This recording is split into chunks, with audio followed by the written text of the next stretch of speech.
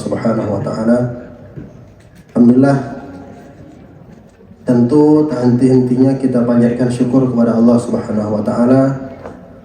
Allah masih beri taufik dan hidayahnya kepada kita hingga malam ini kita masih dapat menikmati jamuan Ramadan dari Allah Subhanahu wa taala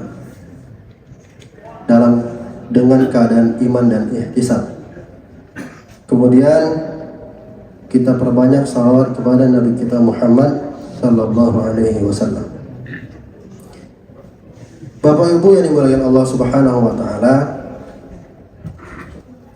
suatu kali Rasulullah sallallahu alaihi wasallam dalam sebuah majelisnya bersabda kepada para sahabat.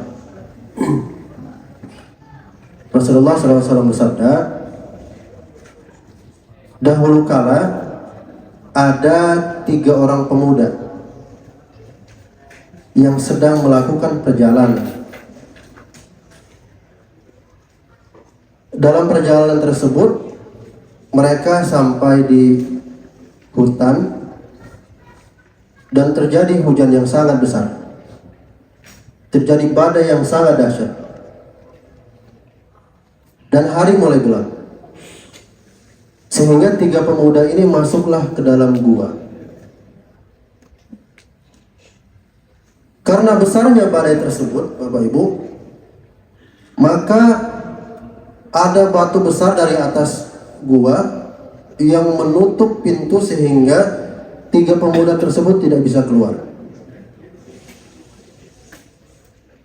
Mereka mulai khawatir, mereka mulai takut, karena tentu mereka akan terjebak selamanya di dalam gua.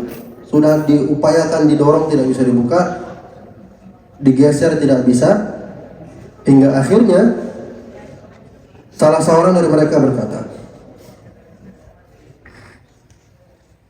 "Innahu la yunjikum min hadhihi as-sakhrati illa an tad'u Allah bi salihi a'malukum." Salah seorang dari mereka berkata, jadi Bapak Ibu sekalian, salah satu hikmah hadis ini adalah kalau safar itu tidak boleh sendiri. Kemudian harus ditunjuk satu siapa ketuanya. Dan di sini ketuanya yang bilang, pemimpinnya yang bilang, sesungguhnya tidak akan ada yang menyelamatkan kalian dari batu yang besar ini, kata salah seorang dari mereka, kecuali kalian berdoa kepada Allah dengan amalan soleh kalian. Kemudian berkatalah orang yang pertama. Hadis ini cukup panjang. Pemuda pertama berkata, "Ya Allah, saya punya 2 orang tua yang masih hidup. Tidak pernah setiap malam pun terlewat kecuali aku berikan kepada kedua orang tuaku susu dari hasil ternakku yang mereka minum. Aku tidak berikan susu kepada selain orang tuaku sebelum mereka meminumnya, termasuk istri dan anak-anakku. Kemudian suatu hari aku pergi ke hutan mencari kayu bakar, mencari kayu untuk dijual, dan pulang kemalaman. Kemudian seperti biasa aku siapkan susu untuk kedua orang tuaku, dan kudapati kedua orang tuaku sudah tertidur lelap. Ya Allah, susu itu aku pegang sambil duduk di sebelah tempat tidur mereka. Dalam riwayat lain dikatakan bahkan anak-anaknya sampai merengek menangis menginginkan susu tersebut, tapi tidak diberikan oleh pemuda tersebut. Hingga akhirnya kedua orang tuaku bangun dan aku berikan susu itu kepada mereka dan mereka minum. Ya Allah, jikalah yang aku lakukan kepada kedua orang tuaku tersebut merupakan sebuah amal soleh, maka tolonglah kami. Kemudian apa yang terjadi hadirin? Batu yang menghalangi gua itu terbuka sedikit, tapi belum bisa membuat mereka keluar. Kemudian muncul yang kedua. Pemuda kedua berkata, "Ya Allah, dahulu saya punya sepupu dari pamanku, anak dari pamanku maksudnya. Saya punya sepupu yang sangat cantik. Sepupuku itu sangat cantik, sangat menarik, dan aku sangat menyukainya. Suatu hari dia mengalami kesulitan sehingga membutuhkan uang kepadaku. Datanglah dia kepadaku untuk meminjam 120 dinar. Sehingga aku katakan kepadanya, uang ini aku berikan dengan syarat berikan tubuhmu kepadaku. Sehingga kami pun bersepakat.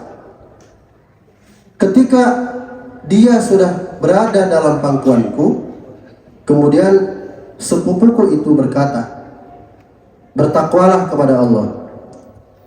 Seketika itu badanku bergetar dan aku tinggalkan dia beserta 120 dinar tersebut. Ya Allah, jika yang aku lakukan tersebut merupakan amal soleh, maka tolonglah kami.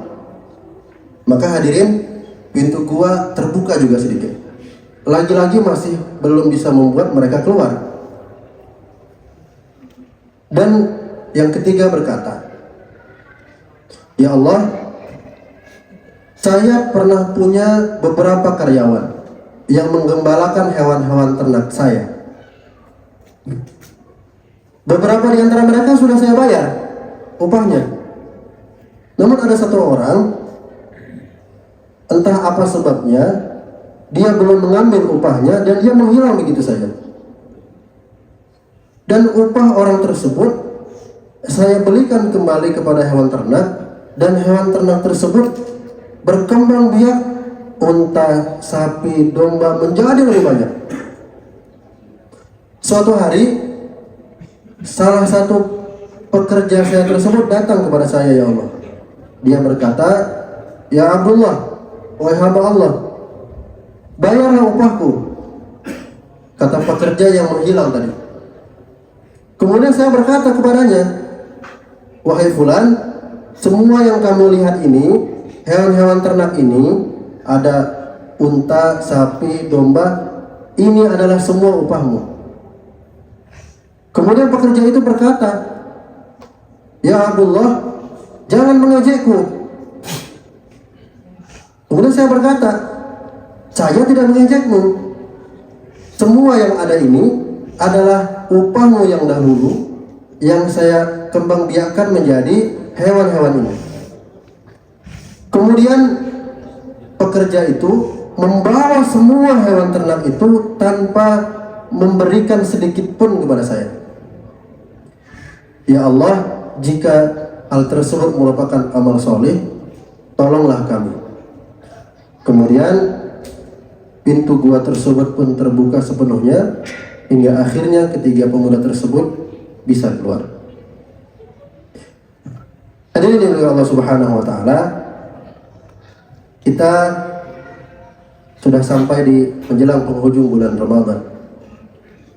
Bulan yang di dalamnya doa-doa kita dijabah oleh Allah Subhanahu wa taala. Bahkan dalam rangkaian ayat puasa, ketika Allah Subhanahu wa taala menjelaskan tentang kewajiban puasa di Al-Baqarah 183, salah satu rangkaian ibadah puasa tersebut adalah pentingnya doa. Sebagaimana Allah Subhanahu wa taala firmankan, "Wa idza sa'alaka 'ibadi 'anni fa inni qarib ujibu da'watad da'i idza da'an." Wahai Muhammad, jika hambaku bertanya kepada aku, di mana aku? Katakan sesungguhnya aku dekat. Ujibu da'watad da'i idza da'an. Aku akan mengijabah, mengabulkan doa-doa jika mereka berdoa. Rangkaian ibadah puasa, rangkaian ibadah di bulan Ramadan, salah satu yang Allah sebutkan dalam surah Al-Baqarah adalah dahsyatnya doa. Maka hadirin yang Allah Subhanahu wa taala, menjelang akhir-akhir Ramadan ini, mari sama-sama kita mengingatkan bahwa banyak sekali waktu-waktu mustajab kita dalam berdoa. Kita sudah tahu bahwa ada 3 doa yang tidak ditolak. Doa yang pertama adalah doa seorang pemimpin yang adil.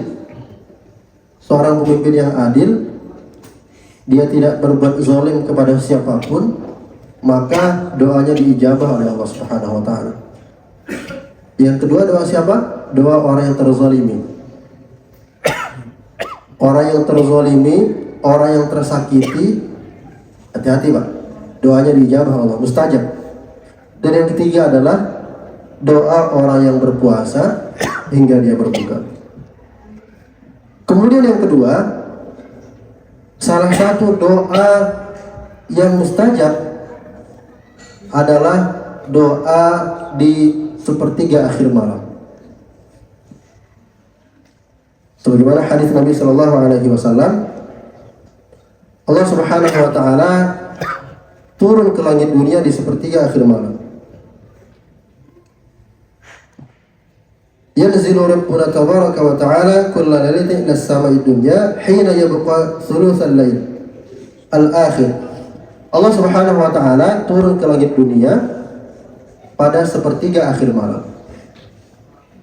Kemudian Allah Subhanahu wa taala berkata, yaqulu man yad'uni fastajib lahu. Siapa yang berdoa kepadaku, maka akan aku kabulkan. Man yas'alni fa'atiyahu, man yastaghfirni faghfir lahu. Siapa yang meminta kepadaku, akan aku penuhi. Siapa yang memohon ampun kepadaku, maka akan aku ampun. Ibu dan bapak yang dimuliakan Allah Subhanahu wa taala, di akhir Ramadan ini ada satu ibadah juga yang sangat penting untuk kita seriusi. Ibadah tersebut adalah kita mengejar malam Lailatul Qadar, beriktikaf di masjid, mendirikan sholat di sepertiga akhir malam, kita berdoa. Dan Bapak Ibu sekalian, sebagaimana hadis yang pertama disampaikan, ada satu hal yang penting juga, bahwa Ramadan ini Pak hanya 1 bulan sekali, hanya 1 tahun sekali. Ramadan kita hari ini adalah bulan yang kita tunggu-tunggu sejak setahun yang lalu. Bulan yang doa-doa kita dijawab oleh Allah Subhanahu wa taala. Bulan yang tidak seperti bulan-bulan lainnya. Maka alangkah sayangnya kalau kita tidak menggunakan bulan ini. Salah satunya adalah menjadikannya sebagai tawassul. Jadi Pak, hadis yang pertama itu salah satunya hadis yang menjelaskan tentang bertawassul menggunakan ibadah, menggunakan amal soleh. Kita jadikan amal soleh kita di bulan Ramadan ini sebagai cara kita agar Allah melihat kita.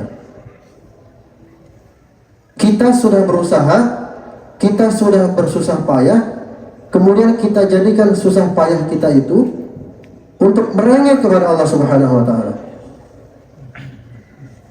Yang 3 pemuda tadi Pak, kalau amal solehnya biasa saja, mungkin tidak begitu diperhatikan oleh Allah Subhanahu wa taala. Mungkin solusinya nggak langsung diberikan Allah Subhanahu wa taala. Yang mereka sampaikan adalah amal soleh yang tidak bisa dilakukan oleh semua orang. Kalau kita mungkin ke orang tua biasa saja, tapi yang pertama rela mendahulukan orang tuanya dari apapun. Yang kedua, dia punya kekuasaan, dia punya harta yang banyak, tapi ketakwaannya lebih tinggi kepada Allah. Padahal kalau dia ingin bermaksiat, maksiatnya tinggal di depan mata. Tidak semua orang sanggup melakukannya. Maka itu menjadi alat, menjadi sarana dia merengek kepada Allah Subhanahu wa taala. Dan yang ketiga pun sama. Orang sudah bersusah payah mengembangbiakan hewan ternak menjadi banyak, diambil begitu saja. Mungkin hari ini kita sudah jengkel, sudah ngomel, jangan-jangan bahkan dibawa kerana hukum. Tapi begitulah orang soleh, dijadikan amal solihnya sebagai tawassul, sebagai perantara agar doanya diijabah oleh Allah Subhanahu wa taala. Pak, hari ini kita Ramadan kita, di antara kita mungkin ada yang punya ibadah unggulan apa? Sudah baca Quran misalkan 5 juz. Maka jadikanlah baca Quran yang banyak itu, 5 juz, 6 juz itu menjadi tawassul kita kepada Allah. Ya Allah, saya sudah tilawah 5 juz. Ya Allah, saya sudah tilawah 6 juz. Ya Allah, sembuhkan penyakit saya. Ada yang mungkin ibadah unggulannya adalah sedekah yang banyak, yang tidak bisa dilakukan oleh orang lain. Maka jadikan itu sebagai tawassul kepada Allah. Ya Allah, saya sudah sedekah sekian banyak. Ya Allah, jadikan sedekah saya sebagai mempermudah masalah yang sedang saya hadapi. Mungkin ada yang sebelumnya tidak terbiasa sholat malam yang panjang, karena itikaf di masjid kita beberapa malam itu cukup panjang. Maka jadikan itu sebagai ibadah unggulan kepada Allah, karena setiap orang ibadah unggulannya tentu beda-beda. Ada yang mungkin sudah biasa sholatnya seperti itu, ada yang mungkin itu unggul bagi dia dan itu sesuatu yang bagus. Jadikan hal tersebut sebagai alat atau sarana tawassul agar Allah Subhanahu wa taala memperhatikan kita. Maka Bapak Ibu yang dimuliakan Allah Subhanahu wa taala, Ramadan yang sebentar lagi ini sama-sama kita optimalkan. Sayang sekali kita bayangkan di malam-malam biasa saja, di sepertiga akhir malam, Allah katakan Allah turun ke langit dunia mengabulkan doa hamba-hambanya. Ini kita di bulan Ramadan, bulannya yang diperintahkan untuk berdoa. Kemudian ada 10 akhir malam, yang mana malam tersebut salah satunya Allah turunkan Lailatul Qadar. Yang Lailatul Qadar itu kalau kita ibadah, kalau kita sholat, maka sholat kita bernilai 1000 bulan, kita berdoa bernilai 1000 bulan, sedekah begitu pula. Ini berlipat-lipat keutamaan. Maka jangan malas berdoa, jangan sungkan berdoa, jangan ragu berdoa, karena Allah sendiri yang meminta, Allah sendiri yang menyampaikan kepada kita, berdoa kepadaku, berdoa kepadaku, insya Allah akan aku kabulkan. Demikian yang dapat disampaikan, mudah-mudahan ada manfaatnya untuk kita semua, dan doa-doa kita dijabah oleh Allah Subhanahu wa taala di bulan Ramadan yang mulia ini. Assalamualaikum warahmatullahi wabarakatuh.